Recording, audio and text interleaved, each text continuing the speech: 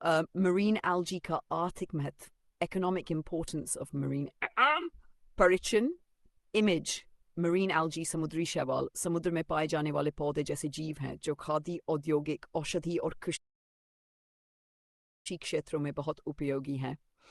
2. आर्थिक महत्व, economic uses. 1. खाद्य, सीवीड्स खाने में उपयोग जैसे नोरी हेल्प, पोषक तत्व, विटामिन्स, मिनरल्स से भरपूर। उदाहरण पोफायरा लैमिनारिया।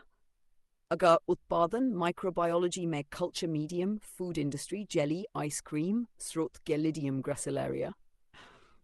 Alginates, toothpaste, cosmetics, textiles में उपयोग, thickening agent, Macrocystis sargassum, औषधि उपयोग, antibiotics और antiviral गुण, blood pressure control, iodine source, कृषि में उपयोग, fertilizers, biofertilizers और manure, soil fertility बढ़ाते हैं। उद्योग और ऊर्जा, industrial and biofuel production, chemicals और dyes बनाने में उपयोग। 3. बिंदुवार व्याख्या, पॉइंट वाइज, समुद्री शैवाल बहुउपयोगी संसाधन है, फूड से लेकर इंडस्ट्री तक उपयोग, पोषण और स्वास्थ्य में महत्वपूर्ण, eco-friendly or renewable resource. Four-lot chart. Summary. You can see the code in our conversation history. Marine algae का आर्थिक महत्व बहुत व्यापक है। ये खाद्य, औद्योगिक, औषधीय और कृषि क्षेत्रों में महत्वपूर्ण भूमिका निभाते हैं और भविष्य के लिए एक सतत सस्टेनेबल संसाधन है। अगर चाहो तो मैं इसे 5 dates marks answer diagram notes या एमसी में भी बना सकता हूँ।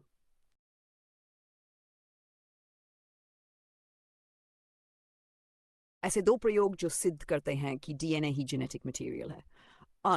परिचन, इमेज जेनेटिक मटेरियल वह पदार्थ है जो वंशानुगत जानकारी को एक पीढ़ी से दूसरी पीढ़ी तक पहुंचाता है। वैज्ञानिकों ने कई प्रयोगों से सिद्ध किया कि डीएनए ही जेनेटिक मटेरियल है। ग्रिफिथ का ट्रांसफॉर्मेशन एक्सपेरिमेंट, वैज्ञानिक फ्रेडरिक ग्रिफिथ, प्रयोग smooth S strain virulent, rough R strain non-virulent चूहा जीवित, heat killed S harmless, killed S plus leave R चूहा मर गया। निष्कर्ष, R strain ने S strain का कोई ट्रांसफॉर्मिंग प्रिंसिपल प्राप्त किया, यह संकेत मिला कि कोई जेनेटिक मटेरियल ट्रांसफर हुआ।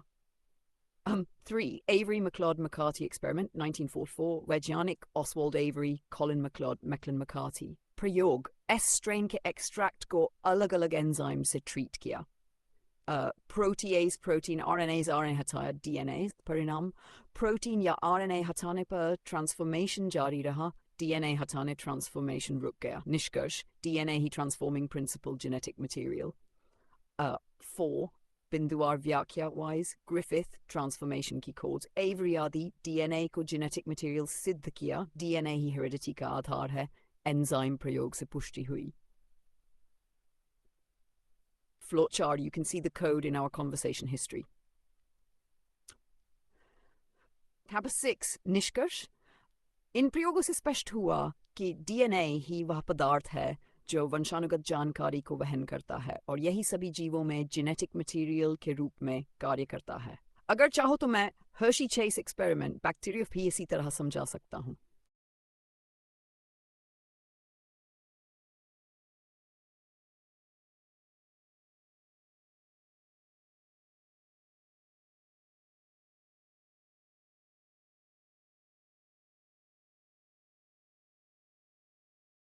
Operon concept of gene regulation, चित्सहित व्याख्या। 1. परिचय, introduction. Image operon concept prokaryotes जैसे बैक्टीरिया में जीन रेगुलेशन का एक मॉडल है जिसमें कई जीन्स एक साथ नियंत्रित होते हैं। इसे फ्रांसवा जाकोब और जैक मोनोड ने 1961 में प्रस्तावित किया। 2. ओपेरॉन क्या है? ओपेरॉन जीन्स का एक समूह है जो एक ही प्रमोटर और ऑपरेटर के नियंत्रण में मिलकर कार्य करते हैं और एक साथ ट्रांसक्रिप्शन होते हैं। 3. ओपेरॉन के मुख्य भाग components, regulator gene I gene repressor protein बनाता है, promoter P RNA polymerase binding site, operator O switch on off control, structural genes ZYA enzymes बनाते हैं। 4. lack operon, A lactose अनुपस्थित ऑफ F स्थित, रिप्रेसर प्रोटीन ऑपरेटर से जुड़ जाता है, RNA polymerase काम नहीं करता, जीन एक्सप्रेशन बंद। B lactose उपस्थित, लैक्टोस एलोलैक्टोस बनता है, रिप्रेसर इनएक्टिव हो जाता है, आरएनए पॉलीमरेज जीन्स को ट्रांसक्राइब करता है, एंजाइम्स बनते हैं। 5 बिंदुवार व्याख्या, जीन्स का कोऑर्डिनेटेड कंट्रोल होता है, एनर्जी बचाने के लिए ज़रूरत पर ही जीनोन होता है, इंड्यूसिबल और रिप्रेसिबल ऑपरॉन होते हैं, प्रोकैरियोट्स में अधिक सामान्य, टी ऑपरॉन, रिप्रेसिबल ऑपरॉन, जब ट्रिप्टोफान अधिक होता है, रिप्रेसर सक्रिय, ऑपरेटर से जुड़कर जीन एक्सप्रेशन बंद, ये रिप्रेसिबल सिस्टम है। 7 flowchart, operon summary, you can see the code in our conversation history. 8 RIC, image में दिखाया जाता है promoter, operator, structural genes, repressor binding और ऑफ स्थिति। निष्कर्ष, ऑपरॉन कॉन्सेप्ट जीन रेगुलेशन का एक महत्वपूर्ण मॉडल है जो दिखाता है कि जीन्स को सामूहिक रूप से नियंत्रित किया जा सकता है। इससे कोशिका ऊर्जा और संसाधन बचाती है। अगर चाहो तो मैं इसे 5 डेंमार्क्स आंसर एमसीक्यू या डायग्राम ड्राइंग ट्रिक्स में भी बना सकता हूँ।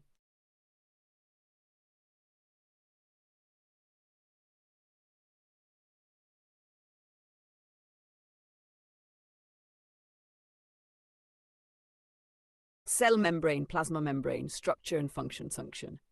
1. परिचय। Image, cell membrane, plasma membrane, कोशिका की बाहरी पतली झिल्ली है जो कोशिका को घेर कर अंदर और बाहर के वातावरण को अलग करती है। इसका आधुनिक मॉडल फ्लूइड मोज़ेक मॉडल कहलाता है। 2. संरचना। A. फॉस्फोलिपिड बाइलेयर, 2 परतों की बनी झिल्ली, हाइड्रोफिलिक हेड, पानी पसंद, बाहर की ओर हाइड्रोफोबिक टेल, पानी से दूर, अंदर की ओर। B. प्रोटीन्स, इंटीग्रल प्रोटीन्स, झिल्ली के अंदर, पेरिफेरल प्रोटीन्स, सतह ट्रांसपोर्ट, रिसेप्टर्स और एंजाइम्स का काम, कोलेस्टेरॉल, झिल्ली की फ्लूइडिटी और स्टेबिलिटी बनाए रखता है, कार्बोहाइड्रेट्स, ग्लाइकोप्रोटीन्स और ग्लाइकोलिपिड्स, सेल रिकग्निशन और सिग्नलिंग में मदद। बिंदुवार व्याख्यावाइज, सेलेक्टिवली परमिएबल, चयनात्मक पारगम्यता, लचीली संरचना, डायनामिक और मोज़ेक अरेंजमेंट, सेल कम्युनिकेशन में भाग। 4. कार्य। 1. प्रोटेक्टिव बैरियर, कोशिका को सुरक्षा प्रदान करता है। सिलेक्टिव परमिएबिलिटी, केवल आवश्यक पदार्थों को अंदर बाहर जाने देता है। Transport, diffusion, osmosis, active transport. 4. Cell communication, receptors द्वारा सिग्नल्स ग्रहण करता है। सेल रिकग्निशन, पहचान और एडहेजन में मदद। 5. Flowchart, you can see the code in our conversation history. 6. निष्कर्ष, सेल मेम्ब्रेन एक जीवंत और गतिशील संरचना है जो कोशिका के संतुलन, सुरक्षा और कार्यों को बनाए रखने में महत्वपूर्ण भूमिका निभाती है। अगर हो तो मैं इसे 5 marks answer label diagram practice या ट्रांसपोर्ट मैकेनिज्म्स डिटेल में भी समझा सकता हूँ।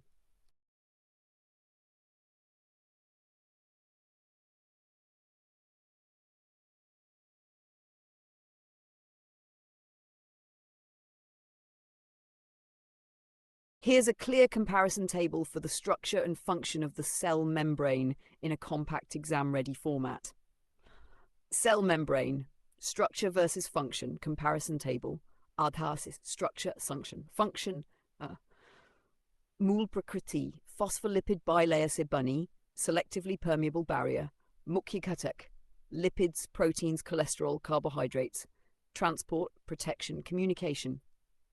व्यवस्था, हाइड्रोफिलिक हेड बाहर, हाइड्रोफोबिक टेल अंदर पदार्थों के आवागमन को नियंत्रित करता है।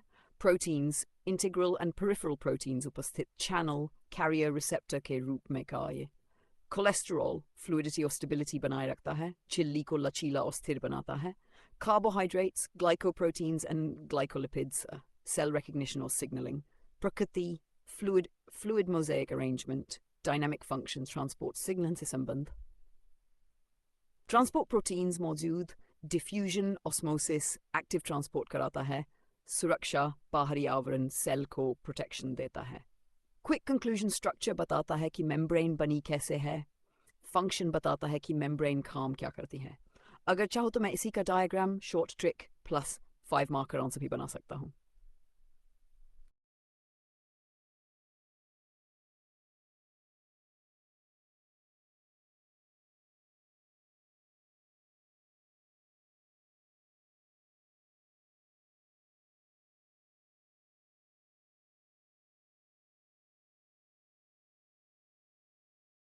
लिंकेज क्या है और क्रॉसिंग ओवर का उस पर प्रभाव।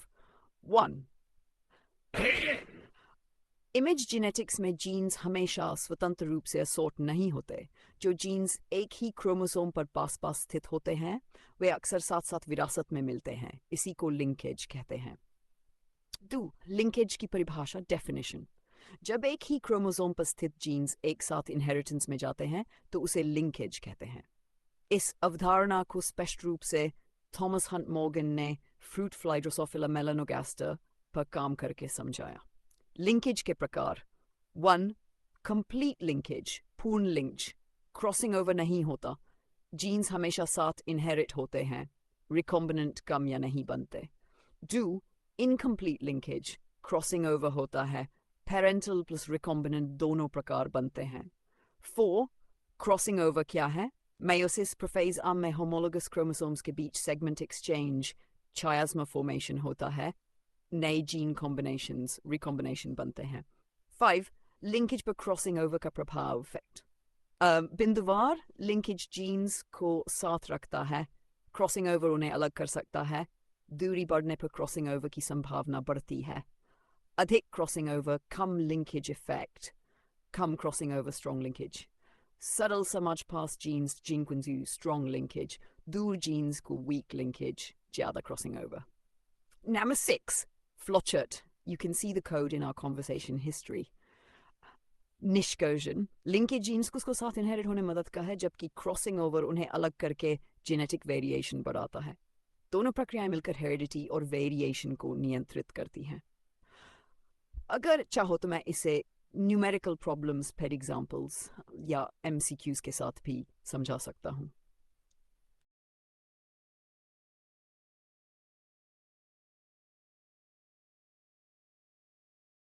प्लाज्मिड्स वर्सेस कॉस्मिड्स, अंतर उदाहरण सहित आसान भाषा में।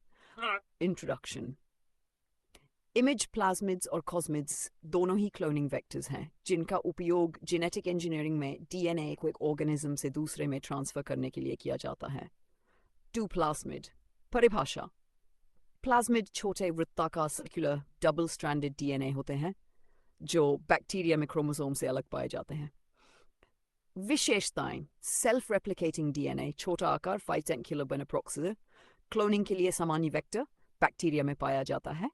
उदाहरण PBR3PUC9 कॉस्मिड। परिभाषा। कॉस्मिड एक हाइब्रिड वेक्टर है जिसमें प्लाज्मिड प्लस बैक्टीरियोफेज फेज के कॉसाइट्स होते हैं। सहज विशेषताएं। प्लाज्मिड प्लस फेज डीएनए का संयोजन बड़े डीएनए फ्रैगमेंट्स 35-45 किलोबाइट को कैरी कर सकता है। लेलाफेज की तरह पैकेजिंग संभव, एडवांस क्लोनिंग में उपयोग। उदाहरण लेला cosmid vectors, general cosmid constructs. Number 4. मुख्य अंतर, डिफरेंस टेबल। विशेषता प्लाज्मिड कॉस्मिड। प्रकृति natural circular DNA, hybrid plasmid plus phage. DNA capacity कम 5 किलोबाइट्स। अधिक the FIR52 or self-replicating plasmid replication, packaging नहीं, lel phage packaging possible, उपयोग सामान्य cloning, बड़े jeans cloning. 5. बिंदुवार अंतवाइज।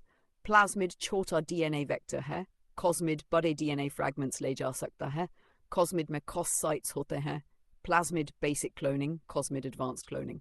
6. Flowchart. You can see the code in our conversation history. निष्कर्षण। Plasmid छोटे DNA fragments के लिए उपयोगी है, कॉस्मिड बड़े डीएनए फ्रैगमेंट्स क्लोनिंग के लिए उपयुक्त है। दोनों जेनेटिक इंजीनियरिंग में महत्वपूर्ण टूल्स हैं। अगर चाहो तो मैं इसे phage vector vs plasmid vs cosmid comparison या एमसीक्यू ट्रिक्स में भी बना सकता हूँ।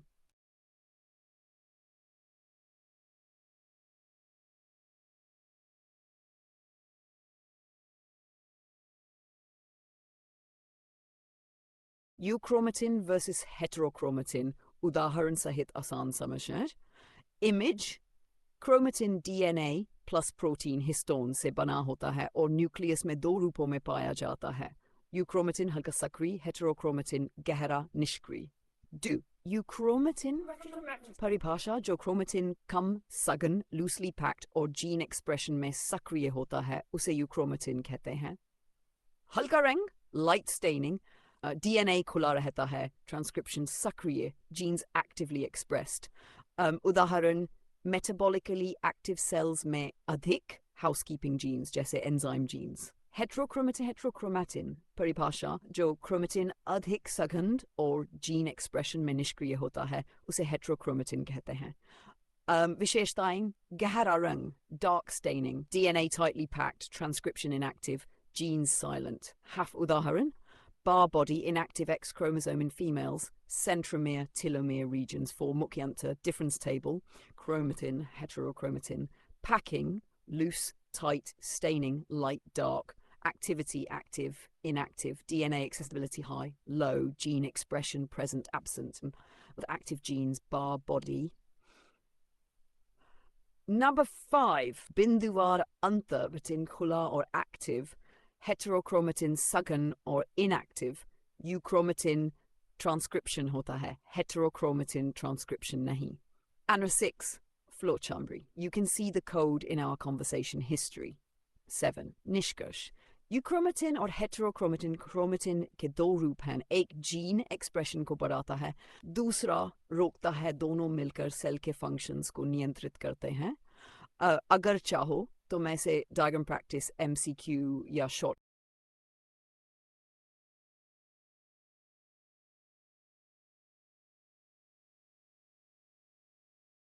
ट्रांसक्रिप्शन विद ट्रांसलेशन आसान भाषा में समझ। इंट्रोडक्शन, इमेज जीवों में जेनेटिक इंफॉर्मेशन का प्रवाह डीएनए, आरएनए, प्रोटीन के रूप में होता है, जिसे सेंट्रल डॉग्मा कहते हैं। इसमें दो मुख्य प्रक्रियाएं हैं, ट्रांसक्रिप्शन और ट्रांसलेशन। ट्रांसक्रिप्शन परिभाषा, डीएनए से एमआरएनए बनने की प्रक्रिया को ट्रांसक्रिप्शन। मुख्य बिंदु स्थान, nucleus eukaryotes, enzyme, RNA polymerase, DNA template से RNA बनता है, AU, GC pairing चरण 1, initiation, elongation, 3, termination. 3. Translation परिभाषा, mRNA से प्रोटीन polypeptide chain बनने की प्रक्रिया को translation कहते हैं। बिंदु ribosome, cytoplasm, tRNA amino acids लाता है, codon anticodon pairing, protein synthesis. चरण 1, initiation, elongation, termination. 4. विषयांस्क्रिप्शन, ट्रांसलेशन, template, DNA, प्रक्रिया, DNA, RNA protein, स्थान, nucleus, ribosome, RNA polymerase, ribosome plus tRNA, उत्पाद, mRNA protein, template, dmRNA. 5. बिंदुवार अंतर, ट्रांसक्रिप्शन में RNA बनता है, ट्रांसलेशन में प्रोटीन बनता है। ट्रांसक्रिप्शन न्यूक्लियस में, ट्रांसलेशन साइटोप्लाज्म में, दोनों मिलकर जीन एक्सप्रेशन पूरा करते हैं। 6. Flocentral dogma. You can see the code in our conversation history. 7. Nishkarsh. Conclusion. Transcription और translation मिलकर genetic information को functional protein में बदलते हैं। ये दोनों प्रक्रियाएं जीवन की मूलभूत क्रियाओं के लिए आवश्यक हैं। अगर चाहो तो मैं इसे codon table MCQ या diagram drawing tricks के साथ भी समझा सकता हूँ।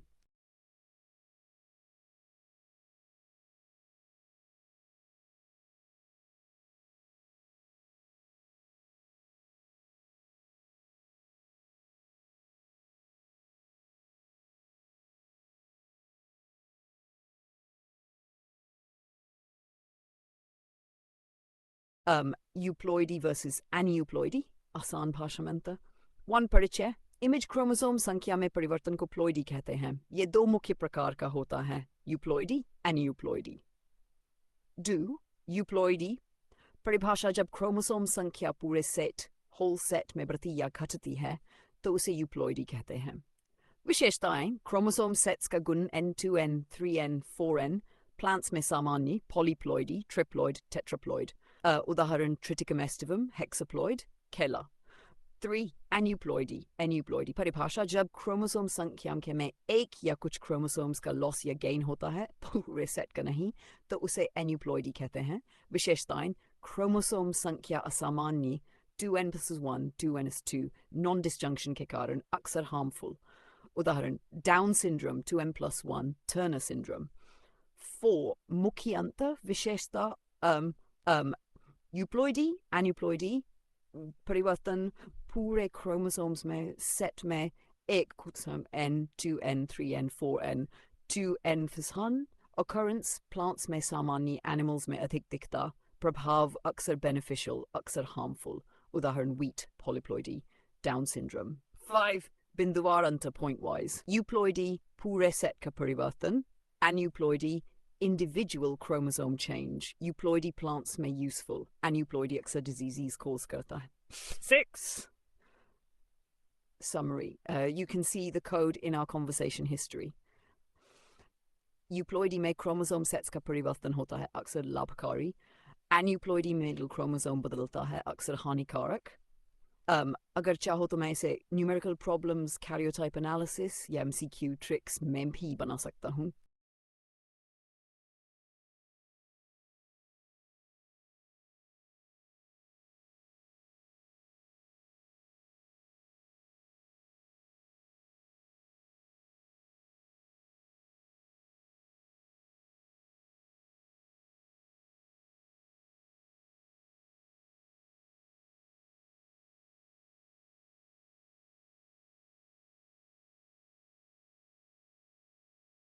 Isoalleles versus pseudoalleles उदाहरण सहित आसान समझ. 1. परिचयन. इमेज जेनेटिक्स में कुछ जीन्स ऐसे होते हैं जो एक ही लोकस पर या बहुत पास पास स्थित होते हैं और उनके व्यवहार से हमें आइसोअलील्स और सूडोअलील्स जैसे कॉन्सेप्ट समझ में आते हैं. आइसोअलील्स. परिभाषा. आइसोअलील्स वे अलील्स होते हैं जो एक ही जीन लोकस पर स्थित होते हैं लेकिन उनके प्रभाव फिनोटाइप में बहुत कम या सूक्ष्म अंतर होता है. विशेषताएं. सेम लोकस पर स्थित फिनोटाइप में बहुत हल्का अंतर, बायोकेमिकल लेवल पर वेरिएशन, मल्टीपल अलील्स का हिस्सा. उदाहरण blood group alleles A8, Drosophila melanogaster में आई कलर के सब्टल वेरिएंट्स. Pseudo alleles. परिभाषा. सूडो अलील्स ऐसे जीन्स होते हैं जो अलग लोसाई पर होते हैं लेकिन इतने पास होते हैं कि वे अलील्स की तरह व्यवहार करते हैं. विशेषताएं. Different loci but closely linked, crossing over हो सकता है, कभी कभी रिकॉम्बिनेशन दिखाते हैं. Functionally related genes. उदाहरण ड्रोसोफिला मेलानोगास्टर के eye colour genes pseudoallelic series. 4. मुख्य अंतर. विशेषता. Isoalleles, pseudoalleles. Locus same locus, different loci. दूरी. एक ही स्थान बहुत पास पास कॉम्बिनेशन नहीं, संभव effect slight variation, related function, nature true alleles, false alleles. And 5. बिंदुवार अंतरwise, isoalleles, same gene locus, pseudoalleles, अलग loci लेकिन linked. Isoalleles में recombination नहीं, pseudoalleles में crossing over हो सकता. 6. Flowchart summary. You can see the code in our conversation history. 7. निष्कर्ष. Conclusion.